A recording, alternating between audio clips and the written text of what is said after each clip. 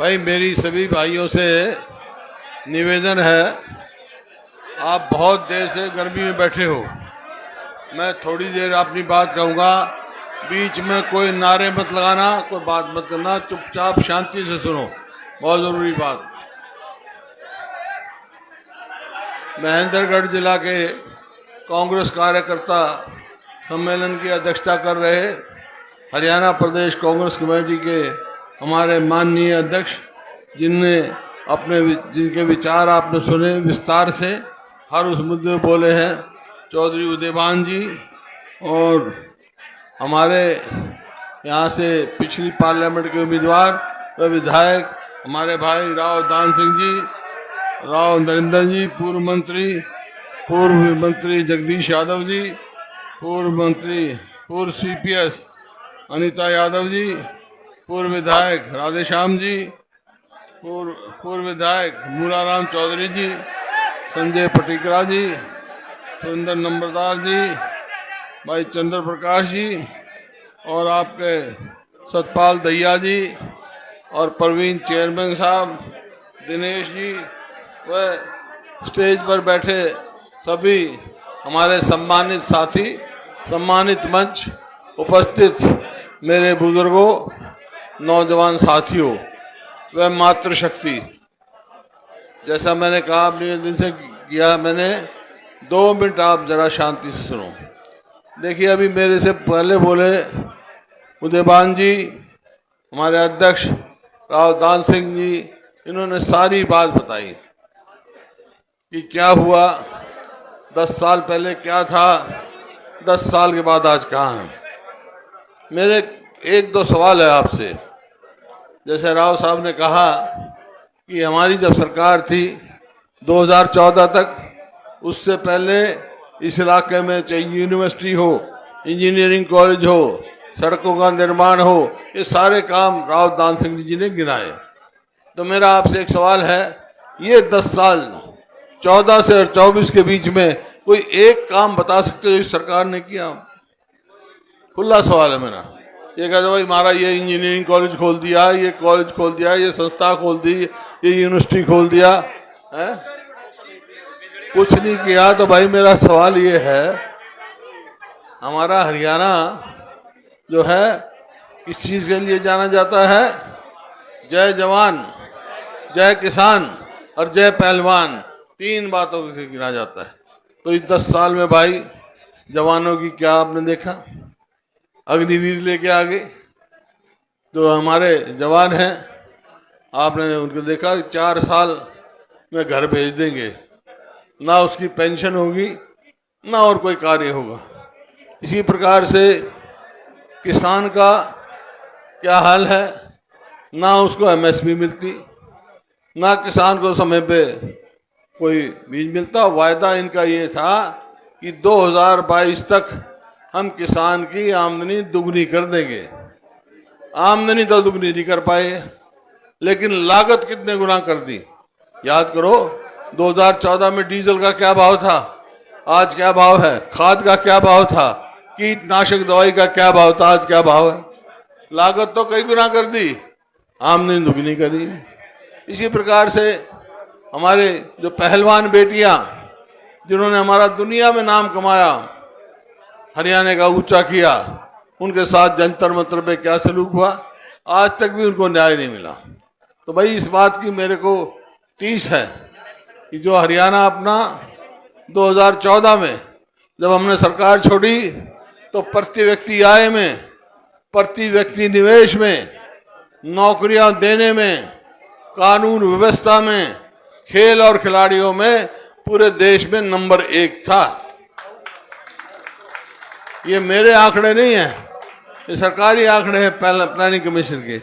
अब 10 साल के बाद, इस सरकार की 10 साल के बाद हम नंबर 1 किस चीज में है? 1 मिनट सुन जाओ भाई।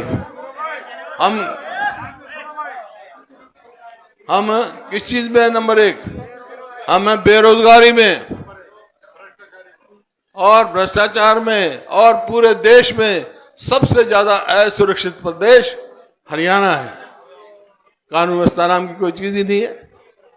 तो देखो आपने पढ़ा होगा अखबार में, कभी हिसार में, कभी कहीं फिरौतियां मांगी जा रही हैं, कत्लेआम हो रहे हैं, बलात्कार हो रहे हैं, ऐसा प्रतीत होता है हरियाणा में सरकार ही नहीं। तो ये आपके सामने। तो आज देखिए इस इलाके की बहुत हमारे समय में विकास हुआ, लेकिन इन 10 साल में क्या हुआ, हमने तो BML हांसी बुटाना नहर बनाई। अगर वो सुप्रीम कोर्ट का स्टे खोलने का कोई प्रयास नहीं किया सरकार ने, नहर तैयार है, लेकिन सरकार की कमजोरी है, स्टे वेकेट कराते तो यहाँ पानी का भी प्रबंध होता। पानी की पूरी प्रयास किया हमने हर चीज से। और अब मैं सोच रहा था कि भाई एक चीज की कमी रह गई हमारे में जो हम नहीं कर पाए, वो भी मैंने प्रयास किया कि यहाँ से सांसद MP नहीं बना पाए। अब के राव दान सिंह को हमने MP बनाने का मौका दिया आपको, लेकिन आपने नहीं बनाया। वो तो आपकी इच्छा है, क्यों नहीं बनाया? कांग्रेस के जैसे तो ना दान सिंह को कोई नहीं बैठ जा। कहाँ क्यों नहीं बना पाए? ये कर्मठ कार्यकर्ता है। नहीं, चलो कोई कारण होंगे, हो सकता है ऑर्गेनाइजेशन में कमी हो और कोई प्रबंधन में कमी हो, कोई भी कारण हो। अब इसका क्या हो? अब बात ये है, ये तो हो गया सो हो गया। आधा हमारी 10 सीट है लोकसभा की, हरियाणा में 5 हम जीते। भाई एक मोर्चा तो तुमने जीत लिया, दूसरा मोर्चा जीतना है अब 3 महीने के बाद। ये मोर्चा भी नहीं जीते ना तो फिर इलाके का कोई करने वाला कुछ है नहीं। और वो कैसे जीतोगे? ये अब के ये चारों सीट कांग्रेस पार्टी को जिताओ भाई, ठीक है ना। कांग्रेस पार्टी जीतेगी तो हाँ सरकार बनेगी कांग्रेस पार्टी की। क्या करेंगे हम? जो कहते हैं वो करते। कुछ वैसे तो हमारा घोषणा पत्र तैयार होगा, लेकिन कुछ फैसले हम कर चुके जो अब मैं बताऊंगा कि हम क्या क्या करेंगे। जो फैसले हम कर चुके उसमें यह है कि हमारी सरकार बनते ही पहला काम हम करेंगे, अपने बुजुर्गों की पेंशन 6,000 रुपये महीना करेंगे। और महंगाई जो मार रही है उसमें एक कारण बिजली का भी है, तो 300 यूनिट बिजली माफ करेंगे भाई। और हर घर आज जो है गैस से रोटियां पकाता है। गैस के सिलेंडर की कीमत 2014 में 400 रुपये थी, आज 1200 हो गई। कांग्रेस की सरकार आएगी तो भाई 500 रुपये हम देंगे। इसी प्रकार से मैं कह रहा था बेरोजगारी में नंबर 1 हो गया। इन्होंने एक बना रखा है निगम, कौशल रोजगार निगम। उसका क्या काम है? उसमें ना तो मेरिट है, ना रिजर्वेशन है, ना पक्की नौकरी है। ठेकेदारी का हमने तो ठेकेदारी बंद करी, ये सरकार खुद ठेकेदार बने। भ्रष्टाचार का अड्डा बना हुआ है। और इसका नतीजा ये हो गया कि 2 लाख आज हरियाणा में पक्की नौकरियां खाली है। हमारी सरकार बनेगी तो भाई 2 लाख पक्की नौकरी अपने बच्चों को हम देंगे ताकि उनका जीवन सुधर सके।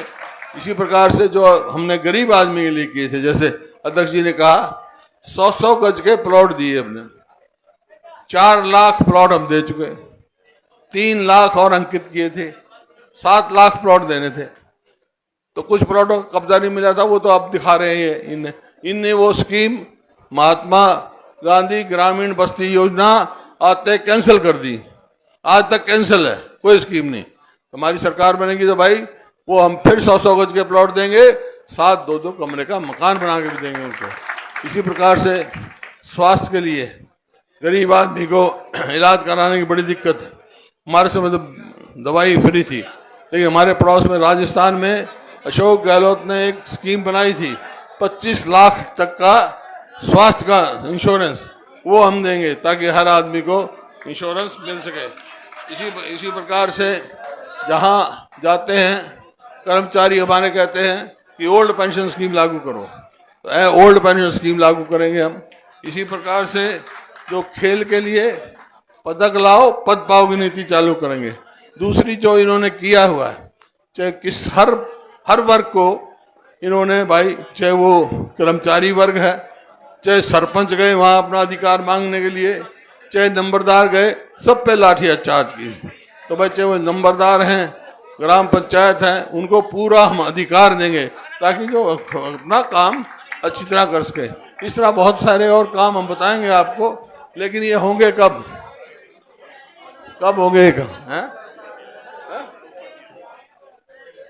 ये होंगे कब? इनने तो देख लिया आपने, इनने तो एक नई बात चला दी। क्या? परिवार पहचान पत्र, जैसा अध्यक्ष जी ने कहा, प्रॉपर्टी आईडी, मेरा फसल मेरा ब्यौरा, उसी में उलझा रखे हैं लोग। तो भाई ये तो आते हम इनको चलता करेंगे, खत्म करेंगे, जो जनहित के होंगे वही चलाएंगे। तो सारे काम होंगे कब? होंगे जब कांग्रेस की सरकार बनेगी। कांग्रेस की सरकार कैसे बनेगी? जब तक कांग्रेस के एमएलए बना दोगी, जब भी बनेगी ना। तो एक बात मेरी मान लो तुम, दूसरी बात मैं तुम्हारी मान लूंगा। क्या? मेरी तो ये मान लो भाई कांग्रेस के एमएलए बना दो, तुम्हारी बात ये मानूंगा, चारों कांग्रेस के एमएलए दे दिए, यहाँ से आपकी जो है कांग्रेस की सरकार मैं बना दूंगा भाई, ताकि यहाँ विकास हो सके, आगे चल सके। मंजूर है इस बात को? हाथ खड़े करके बता दो भाई। बहुत बहुत धन्यवाद।